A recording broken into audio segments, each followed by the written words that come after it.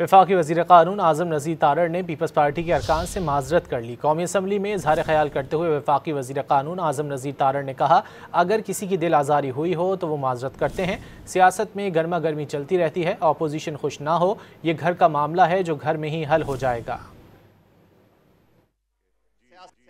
मैं माजरत ख्वाह हूँ अगर दिल आज़ारी हुई है हमारे दोस्तों की, और यकीनन सर ये सियासत का मैंने रवैया थोड़ा चेंज कर दिया कल का आप लोगों का रवैया देख के। जी, सियासत में आप सर लोग ये तो ख्वारिज की तरफ चले जाते हैं। सियासत में ये गर्मी सर्दी चलती रहती है, लेकिन मैं ऑपोजिशन के दोस्तों से कहूँगा कि आपको खुश होने की ज़रूरत नहीं, ये हमारा घर का मामला है। हम इंशाअल्लाह उल अज़ीज़ इसे घर में बैठ के तय करेंगे। ये जो लफ्ज़ी जंग है ये सियासत का हिस्सा है।